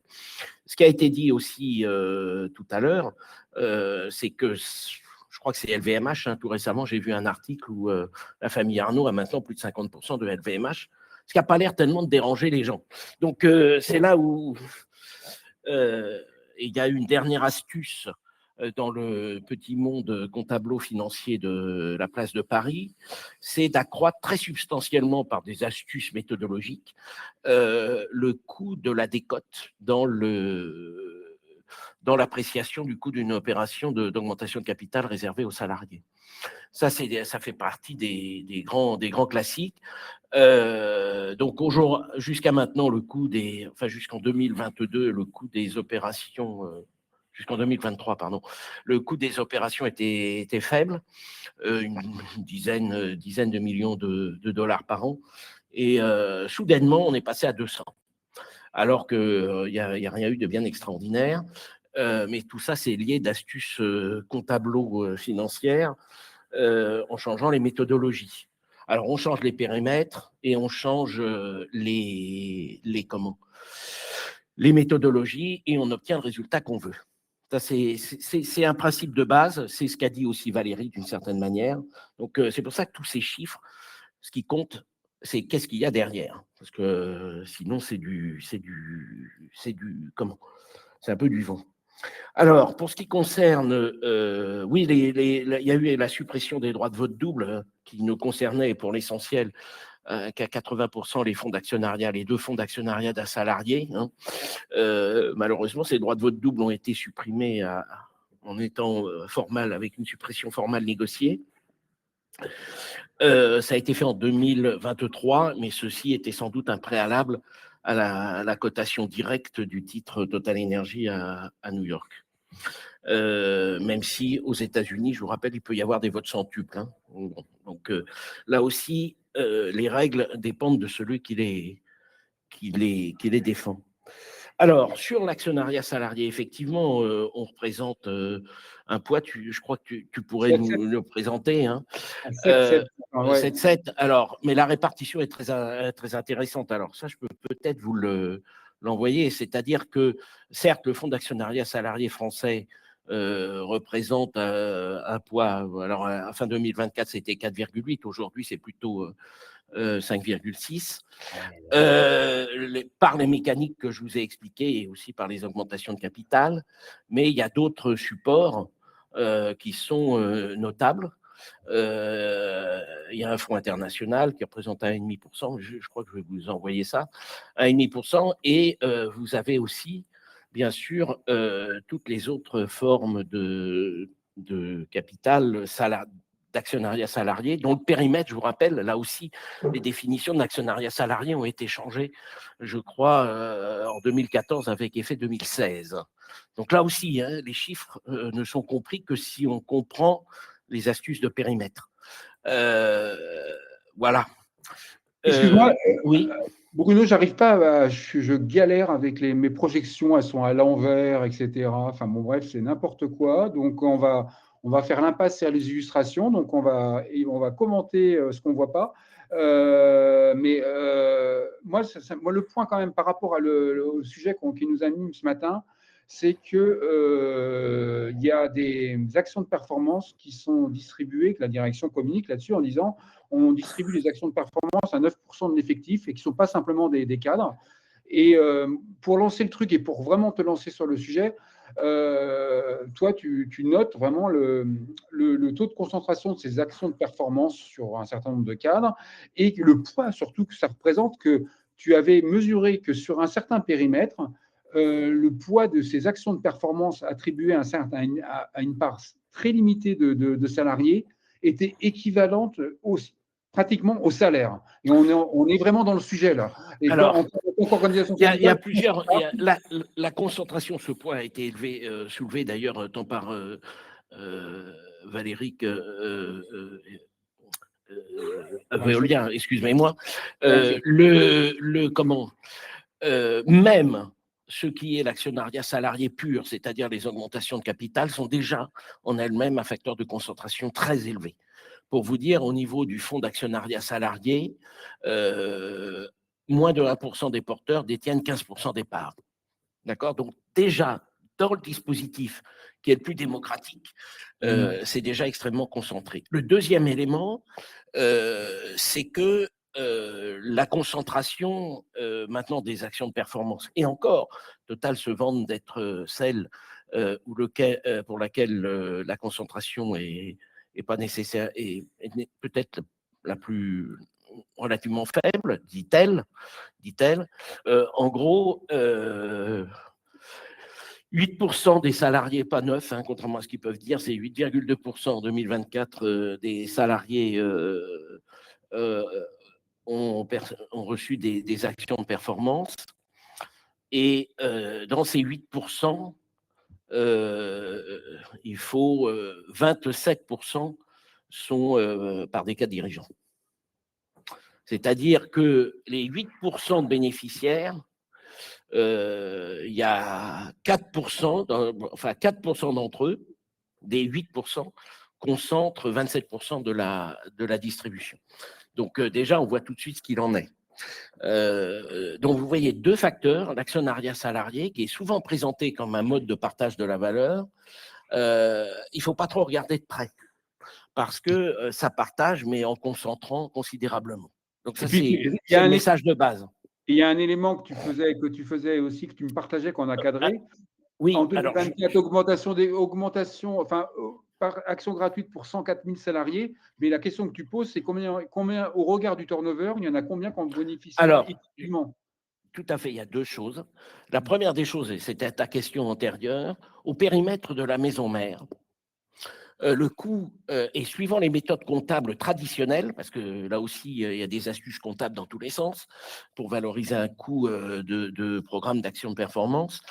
Au périmètre de la maison mère, c'était en 2023 et en 2024, c'est à peu près la même chose. Les salaires de base et le coût des actions de performance représentent un montant identique. Vous imaginez quand même ce que c'est. Donc, alors évidemment, chez Total, la maison mère concentre les plus hautes rémunérations et concentre beaucoup de cadres dirigeants. Pas tous, mais une grande partie. Donc ça, c'est le premier sujet.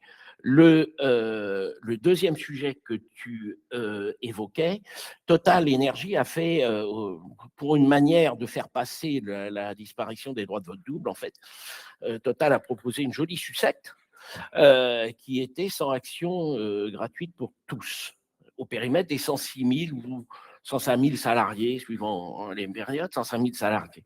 Mais en fait, le délai exigeait de rester dans l'entreprise ou partir en retraite dans les 5 ans. Et si vous faites un calcul à partir du turnover, et encore faut-il avoir les bons chiffres dans les documents d'enregistrement universel, ces chiffres ont d'ailleurs disparu depuis, vous vous rendez compte qu'au bout de 5 ans, il y a un tel turnover dans certaines filiales et dans certaines zones géographiques que il y en aura que 50, entre 5 ans et 47 entre 47 et 50% qui recevront effectivement les 100 actions gratuites. Voilà. Donc, c'est vous dire que là aussi, c'est un mécanisme. On voit bien l'effet de communication d'une part, avec 100 actions gratuites sur 105 000 salariés, c'est formidable. Mais à la fin des fins, ils vont se retrouver très concentrés. Or, une des grosses filiales porteuses de personnel, Or Hutchinson, qui souffre des salaires les plus bas, bien évidemment, et or, certaines zones géographiques où le turnover est très élevé, comme les Amériques et l'Asie. Entendu. Merci Bruno. Alors, je ne voudrais pas me faire déborder par le… Il y avait un point que tu voulais souligner, mais alors je ne sais pas si tu auras le temps, mais on va quand même essayer. Et je passe la parole quand même à Simon, parce que justement, Simon, par rapport aux actions gratuites, c'est quoi la visibilité, la capacité? Parce que, comme à entendre Bruno, on voit bien que ça peut être des facteurs d'accroissement des inégalités, des biais, parce qu'on voit pas, parce qu'on est aveugle, notamment en termes d'égalité hommes-femmes sur la distribution de ces actions gratuites. C'est quoi la capacité des élus à… OK, sur le variable, on a les informations et il a fallu quelques jurisprudences pour y aller. Sur les actions gratuites, c'est quoi le droit de regard des représentants des salariés sur la ventilation des actions gratuites? C'est vrai qu'on a très peu d'informations à ce sujet-là. Dans les rapports, parfois, ils mettent la part de femmes ayant bénéficié d'actions gratuites ou d'actions de performance. Donc, ça, c'est certains rapports qui le précisent. Mais c'est vrai que dans une étude des rémunérations classiques, on va généralement se concentrer sur le salaire et la part variable.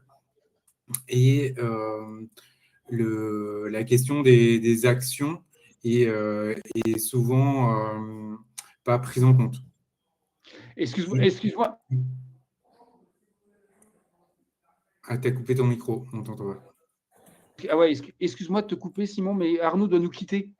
Donc, Arnaud, merci à toi. Désolé, Simon, je ne voulais pas justement interrompre. Merci à tous. Je vous l'avais annoncé. En tout cas, passez une bonne fin de live et puis à très, très bientôt. Merci, j'avais intégré 11h30, 11h, excuse-moi. Ciao, Arnaud. Excuse-moi, Simon. Ouais, et donc, en effet, on constate c'est que les questions des actions de performance ont tendance à accroître les inégalités, notamment parce qu'on voit que la part des femmes dans les cadres supérieurs et cadres dirigeants a tendance à être plus faible que celle des hommes.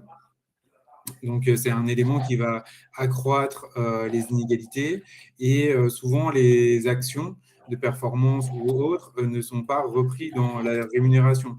Et donc, même dans les rapports de durabilité, quand on va faire un indicateur, par exemple, sur ce que représente la rémunération du directeur général par rapport au salaire médian dans l'entreprise, on va prendre son salaire fixe plus son variable et on va faire un ratio. Alors que potentiellement, les actions dont il a bénéficié représentent 2, 3, 4 fois sa rémunération fixe plus variable. Donc, il y a une certaine opacité, en effet, sur les questions autour des actions. Ok. Et puis au-delà de ça, je te relance là-dessus, c'est que ça a été abordé par Florencio, notamment sur la part des critères qualitatifs dans le variable, notamment des cadres supérieurs. Toi, tu notais que plus on montait dans la hiérarchie, plus les indicateurs étaient ces indicateurs quali étaient objectivables, c'est ça? D'une manière générale, on a souvent des problèmes autour des indicateurs de part variable ou autour des questions d'attribution d'actions. On le voit, par exemple, même pour un directeur général, on va lui fixer des objectifs qui sont détaillés dans le rapport de durabilité, mais on dit sur quoi il va être objectivé, mais on ne dit jamais l'objectif clairement. Il est objectivé sur le chiffre d'affaires, par exemple, mais on ne va jamais dire la cible, parce que c'est toujours des informations confidentielles. Et donc, globalement, dans les entreprises, il y a toujours une difficulté autour des critères qui peuvent être associés aux différentes primes et bonus que peuvent percevoir les salariés. Okay. Donc, il y en a où c'est très simple, où on arrive à calculer facilement, et d'autres où c'est plus obscur, avec des révisions des objectifs en cours d'année, et ce n'est pas toujours très opposable, et c'est parfois difficile de rendre compte de la situation.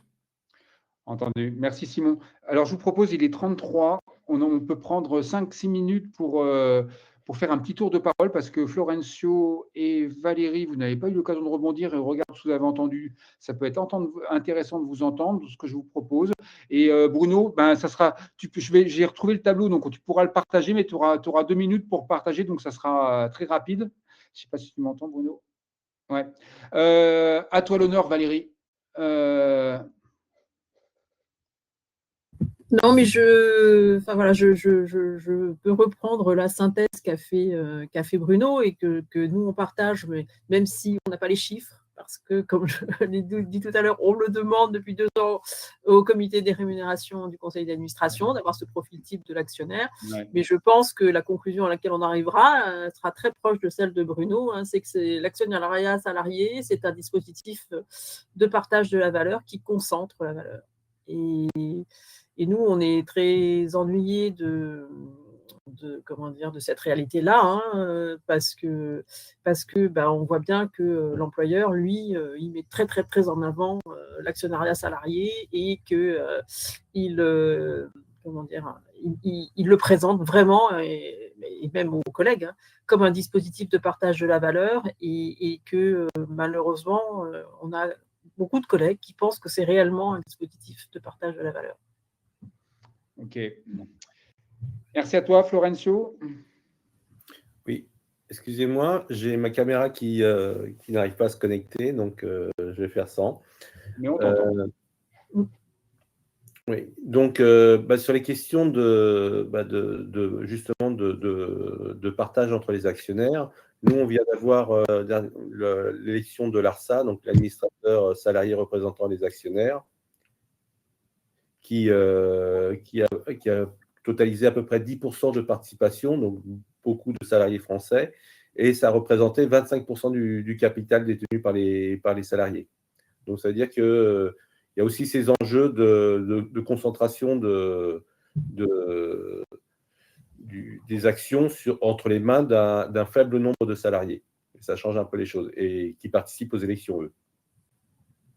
Ok. Très bien. Bruno, est-ce qu'on partage est-ce que tu veux parler je mets en partage le tableau qui va bien. Attends. Il faut que tu actives ton micro. Bruno. Ah, ça ne va pas le faire. Ton micro. Voilà, vous m'entendez là, yes. Je pense. Oui, mais tu peux l'afficher parce qu'il est intéressant, parce que c'est un peu ce qui avait motivé nos contacts sur le sujet. Ouais, c'est un peu petit là. Mais ce qu'il faut compter, à mon avis, on voit rien. À mon avis, on voit rien. Ouais. compte dans ce tableau, c'est plusieurs choses. C'est vous dire, je veux illustrer le caractère illusoire de ce tableau. D'abord, ce n'est pas une analyse de la valeur ajoutée, c'est la superposition de chiffres. Ensuite, le deuxième élément, c'est que vous remarquez que, ça vous pouvez le voir, qu'il n'y a pas de chiffre après la virgule alors qu'on est en milliards de dollars, c'est-à-dire qu'on n'arrive pas à reconstituer les chiffres avec les éléments comptables. Ça, c'est un grand classique chez Total Energy. Si vous créez un écran de fumée, c'est ce qu'il faut faire. Le troisième élément, c'est dire, mais dans la répartition capital-travail, vous n'avez pas le coût de l'endettement. C'est étrange. C'est étrange. Et ne vous fiez surtout pas, bien évidemment, aux chiffres publiés dans le ratio d'endettement de Total Energy qui omet des dettes un peu bizarres, dont je ne vais pas parler ici, mais donc ça, c'est l'élément. Ensuite, vous remarquerez que la masse salariale, elle ne bouge pas.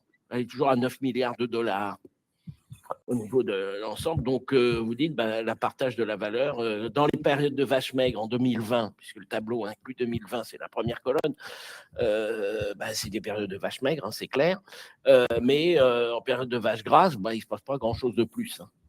Donc, souvent, c'est un des arguments qui a été utilisé. Notre masse salariale, alors on ne sait jamais à quel périmètre, a pris 15%. Oui, c'était les effets d'inflation de 2022-2023. Et donc, maintenant, nous sommes dans une phase de réduction des coûts et de la masse salariale. Voilà. C'était ça, au niveau de la France, au moins, en tout cas. Okay. Voilà mon propos. Mais c'est pour vous montrer l'illusion de tous ces chiffres. Ok, qu'on voit. Mais alors, merci. Alors, par contre, je m'excuse auprès de vous qui participez dans la salle, mais il faut vraiment que je bosse sur les tableaux qui soient visibles en amont, parce que là, si vous le téléchargez, vous allez pouvoir vraiment voir de quoi parle Bruno. Mais sinon, je suis désolé, mais là, comme ça ne le fait pas. Mais en tout cas, vous pouvez le télécharger, toutes les ressources, on vous les adressera avec la synthèse. Ok, on arrive à la fin de notre live avec un peu de retard, je m'en excuse. Najib, Simon, à vous le petit mot de conclusion.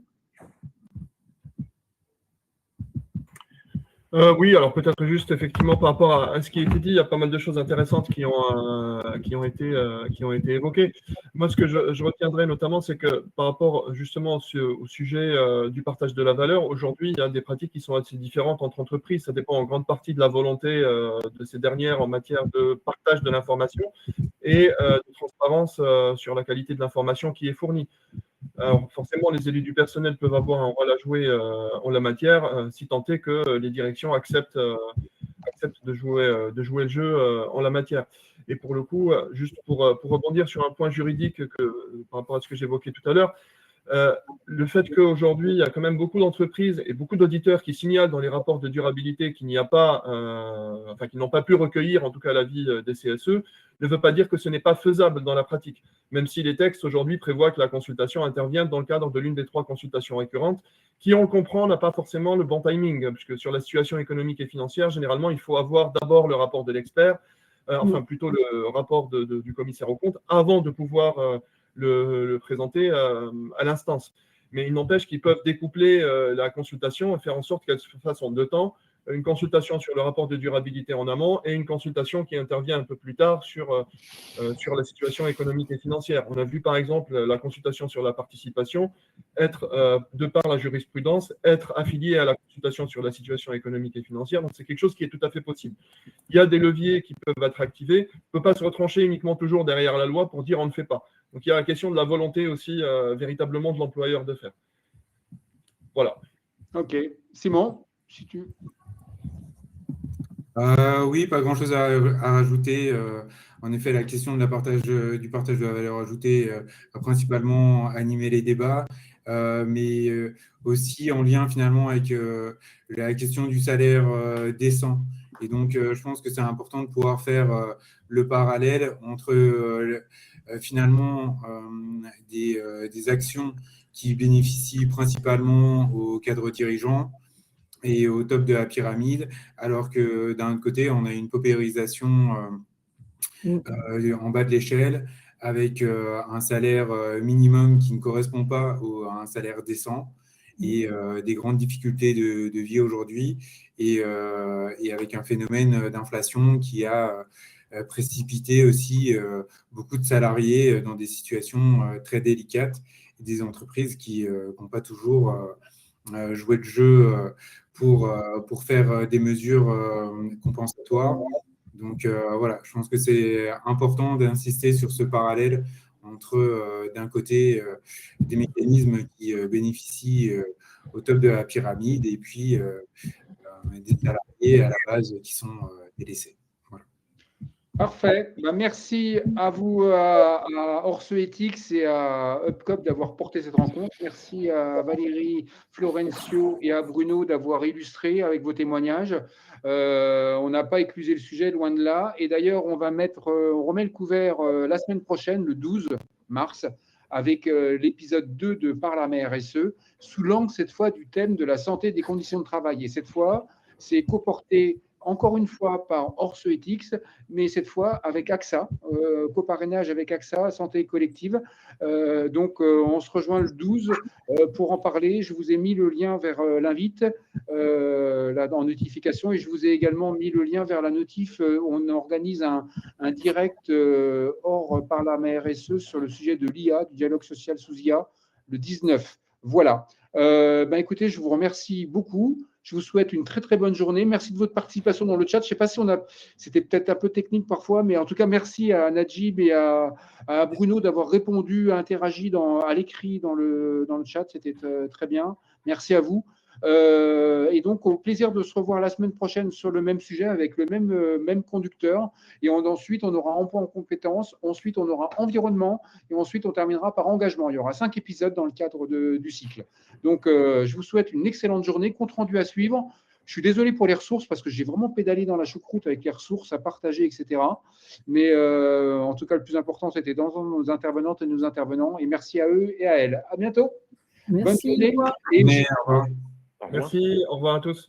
il y a le lien débrief dans la partie intervenant. À bientôt.